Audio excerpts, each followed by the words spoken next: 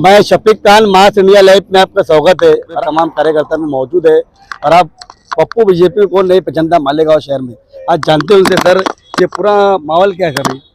आज माननीय डॉक्टर सुभाष भामरे जो हमारे माजी खासदार है, दो टर्म और अभी कोशिश ये है कि इनका तीसरा जो टर्म होगा, हम फॉर्म भरने के लिए धुलिया लोकसभा से हम उनके धुलिया के लिए हम उनका फॉर्म भरने के लिए सभी भारतीय जनता पार्टी के पदाधिकारी कार्यकर्ता और धुलिया लोकसभा के और हमारे सुनील आबा गायकवाड़ और हमारी पूरी जितने पदाधिकारी है आज उनका फॉर्म भरने धुलिया के लिए जा रहे हैं। इसीलिए उनका ये जो काम है माननीय डॉक्टर सुभाष भामरे का, तो इस तरह से माननीय प्रधानमंत्री की तीसरी मर्तबा पीएम बनाने की हमारी सबकी ख्वाहिश है। उसी तरह से माननीय डॉक्टर सुभाष भामरे को भी धुलिया लोकसभा से तीसरी टर्म हमको उनको खासदार बनाने की इच्छा है और हम सभी एक होकर के अपने खासदार साहब को खासदार बनाना चाहते हैं तीसरी टर्म में। ये सभी मालेगांव शहर में एक कांटे की टक्कर बताई जा रही है। मालेगांव शहर में कि अब की बार डॉक्टर भामरे का मुकाबले कांटे के टक्कर बताए जा रहे हैं। आपको क्या लगता है सीट निकलेगी? अरे कांटे की टक्कर कहाँ से रहेंगी, आप खुद देख सकते हैं। मुझे लगता है सामने वालों के उम्मीदवार तो आने तैयार नहीं है,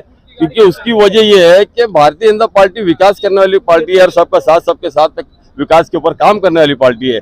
और माननीय डॉक्टर सुभाष भामरे जो एक अपने आप में मुझे लगता है बहुत अच्छे कैंडिडेट है हमारे मतदार संघ के अंदर। उनका सेकुलरिज्म, उनका जो सोच सेकुलर है और सभी पक्ष के और सभी जाति सभी धर्म के लोगों को लेकर के चलते हैं, तो इसीलिए मुझे लगता है उनके सामने कोई कैंडिडेट आना बहुत मुश्किल है और वन साइड मुकाबला हमको दिख रहा है, इसमें दो राय नहीं है। अब की बार कभी डॉक्टर सुभाष भामरे 3 बार हैट्रिक मारते हैं शहर में, जिसे मालेगांव शहर जहाँ तक उनकी हद्दी है, तो विकास काम कितने होंगे?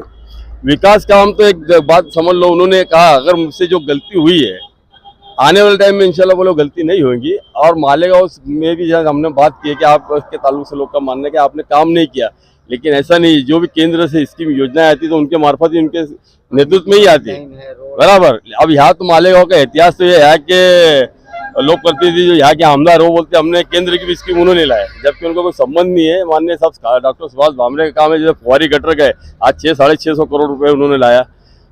इसके बाद में तुम्हारा पाइपलाइन का काम जो लाया 700-700 करोड़ रुपए, जो घर घर नल उन्हें जो दिया है ना, तो केंद्र सरकार की देना। लेकिन यहाँ के कुछ है नाम आने जिनको बोला जाए कहीं भी हमारा नाम होना चाहिए। अरे ये देखो, नगर सेवक उसकी एक वार्ड तक आती है, एक आमदार उसकी भाई स्टेट लेवल पे है ना, उसके अपने मतदार संघ तक है, तो केंद्र की बात करते हैं कि हमने लाए।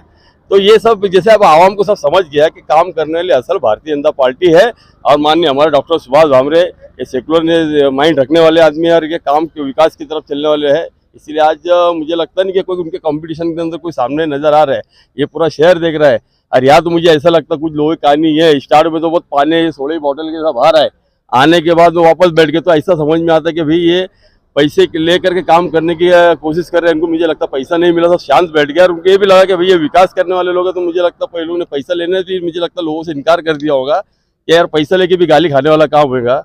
ये माननीय doctor Subhash Bhamre one side आएंगे इंशाल्लाह। एक बात मेरे ये आपसे सवाल है, जैसे मालेगांव शहर का जो ब्रिज लावारिस हितीम पड़ा हुआ है, कभी डॉक्टर सुभाष भामरे तीसरी बार फिर हैट्रिक करते हैं तो वो ब्रिज जो लावारिस हितीम पड़ा हुआ है बनेगा कि नहीं? देखिए, ब्रिज का इतिहास तो ये है, मालेगांव के जो नेता विकास और डेवलपमेंट की बात करते हैं, मुझे लगता है कभी उन्होंने किया नहीं 60-70 सालों में। और ये ब्रिज की जो बात है ये भी भारतीय जनता पार्टी की देन है, उस टाइम में हमारे माननीय फडणवीस साहब सीएम थे, उनकी देन है ये ब्रिज का जो है। लेकिन यहाँ के जो सियासी लोगों ने उसको तोड़ मोड़ के लूटने का जो काम किया, 1 फेज 2 फेज 3 फेज करके खाली उन्होंने लूटने, इसके अंदर भ्रष्टाचार करने का काम किया। लेकिन आपकी बार जो है जो खासदार साहब आने के बाद में ब्रिज का काम हम कंप्लीट करने देंगे तुरंत। मालेगांव शहर में बीजेपी का जो पूरा माहौल आप कैसा बताना चाहेंगे जनता के बीच में, जैसे जो अभी विरोध भी चलता है मालेगांव शहर में, माहौल कैसा बनाना चाहिए? नहीं देखो, अब ऐसा है, मालेगांव शहर की आवाम और मुस्लिम समाज खास तौर से, जिन्होंने यहाँ के नेताओं ने, मालेगांव के लीडरों ने मुस्लिम समाज को भारतीय जनता पार्टी से दूर रखने का काम किया, एक फिरका परस्त के नाम पे, और बीजेपी को अलग अलग ढंग से पेश किया कि भाई मुसलमानों की दुश्मन है।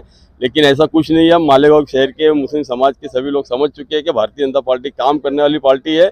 और जब से भारतीय जनता पार्टी आने के बाद उन्होंने कोई भेदभाव वाली पॉलिसी नहीं की। माननीय प्रधानमंत्री ने खास तौर से उन्होंने जितनी भी स्कीम और योजनाएं निकाली, सभी समाज सभी जाति सभी धर्मों के लोगों को उन्हें दिया, ना ही किसी के अंदर भेदभाव किया। यह है भारतीय जनता पार्टी और आवाम का समझ में आ गया। देखिए पप्पू भाई, बीजेपी का सवाल, कभी तीसरी बार डॉक्टर भामरे सुभाष हैट्रिक मारते हैं तो मालेगांव शहर का नक्शे विकास से बदल देंगे। आप देखते रहिए मास इंडिया लाइव।